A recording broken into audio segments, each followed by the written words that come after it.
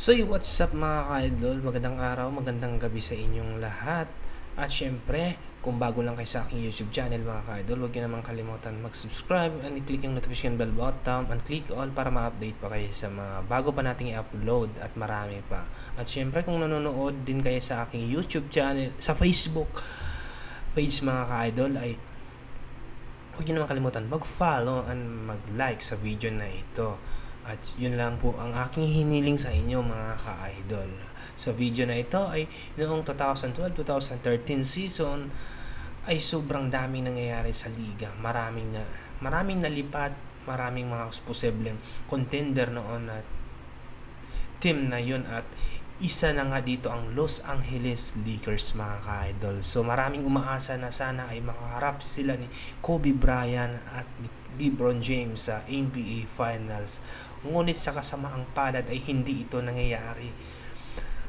So yun mga ka-idol, sa madaling salita mga ka-idol, ito yung tinaguriang super team noong 2012-2013 NBA season mga ka-idol. So para mas lalo pa nating maintindihan yung video mga ka-idol, ay sabayan nyo kong panoorin at i-play yung video na nanggaling kay Demflix mga ka-idol. So maraming video, bisitahin nyo yan, at huwag na natin ito papatagalin mga ka-idol, ipi-play na natin.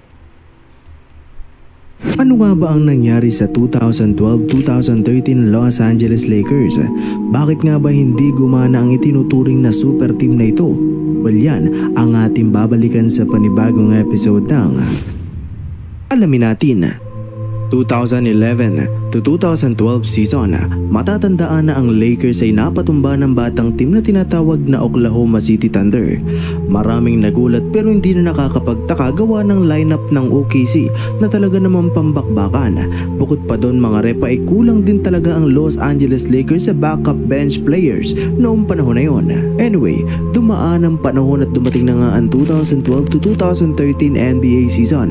Maraming nag-expect at maraming rumor na ang team ng Lakers ay bubuo ng isang pambihirang team na magbibigay ng kasaysayan sa NBA. Well, hindi naman nabigo ang mga fans dahil gumawa na nga ng hakbang ang Los Angeles Lakers at tinarade nila ang 2 first round pick at 2 second round pick para makuha nila ang elite playmaker at 2-time league MVP na si Steve Nash noong July 11, 2012. Noong panahon na yun ay 38 years old na itong si Steve Nash, kaya naman hindi na ganon kabilis at hindi na ganon ka-explosive katulad na lamang ni Russell Westbrook at iba pang guwardiya sa liga. Ganon pa man ay ayon nga po sa ilang mga kritiko ay marami pa ding maiaambag at maipapayo itong si Steve Nash sa Los Angeles Lakers. Lilipas ang isang buwan, August 10, 2012 ay nagkaroon nga po ng trade ang 4 na kupunan.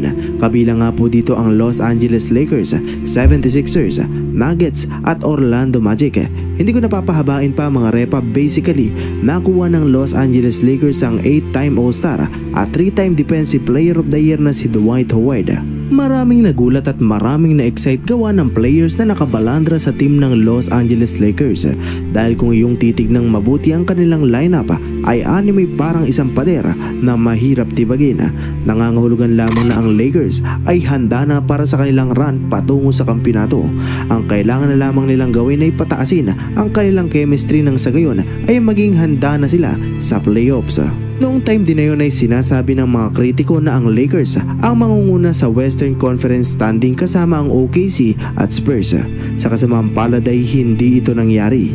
Ngayon mga repa, ano nga ba ang pangunahing dahilan at problema ng Lakers bakit hindi gumana ang super team? Well, unahin na natin ang mga injuries.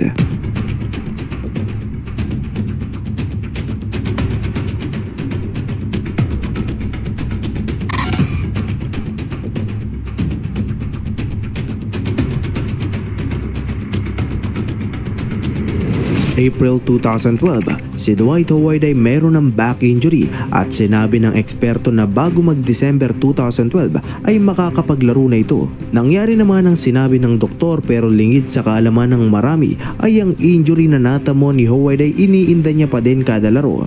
Kung ating nga pong titignang mabuti ang kanyang statistic ay disente naman ang kanyang nilalaro, pero kung ikukumpara mo ang kanyang statistic partikular na sa free throw ay talaga naman bumaba from 59% naging 49% 49% na lang nung napunta na siya sa Los Angeles Lakers.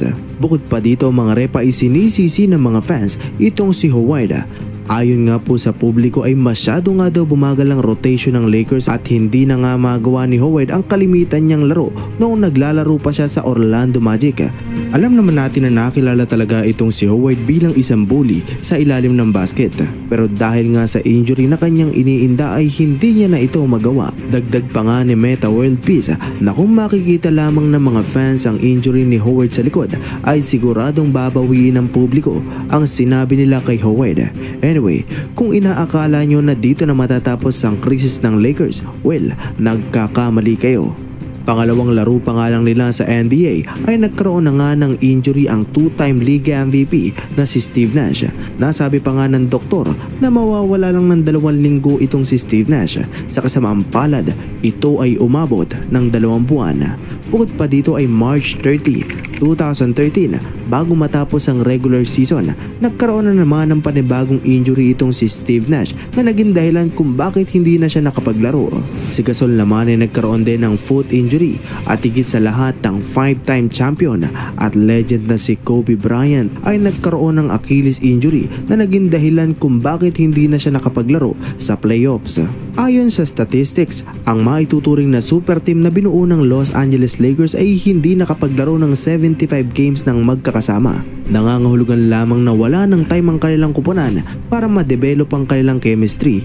Total na pag-usapan naman na natin ng chemistry ay dito ko na nga ipapakilala ang head coach nilang si Mike Brown. Nagumpisa ang preseason at sa 8 laro nila ay wala man lang silang naipanalo. Dumating ang regular season at matapos ang 5 laro ay agara nang tinanggal itong si Mike Brown gawa ng 1-4 nilang record.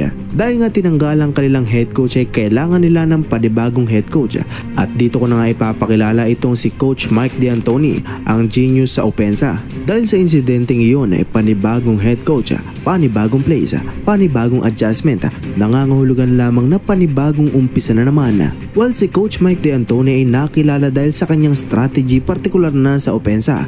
Kalimitan niyang ginagamit ang pick and roll offense, ISO plays, 7 seconds offense at iba pang kadalas ay mid-range o 3 points ang tinitira na nakita naman natin noong panahon na siya pa ang head coach ng Houston Rockets.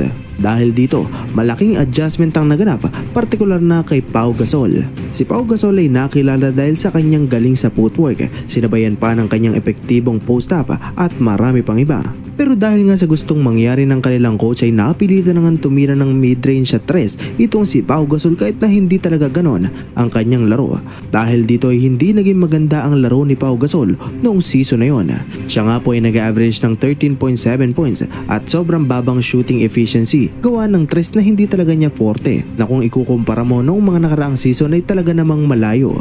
Dahil hindi ganon kaganda ang nagagawa ni Gasol ay humanap na naman ng panibagong paraan itong si Coach Mike D'Antoni. Ginamit nila ang stratehiyang pick and roll offense. Sa kasamaang palad ay hindi naging maganda ang strategy na ito dahil ayaw nga ni Howard ng pick and roll offense na talaga namang makatwiran.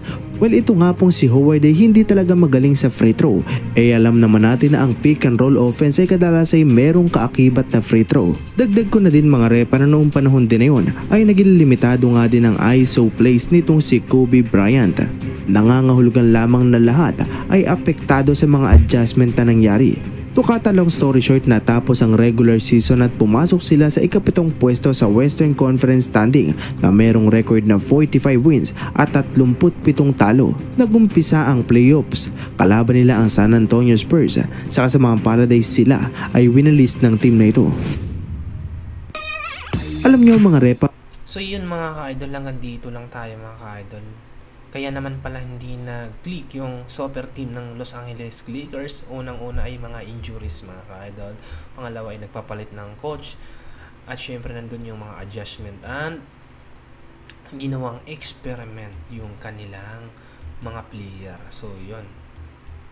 So sana nagustuhan nyo yung video natin mga ka-idol. Hanggang dito na lang yung ating video. See you next video. At syempre huwag nyo nang kalimutan mag-subscribe. And sa Facebook naman ay mag-follow and mag-like sa video na ito. Maraming salamat and God bless.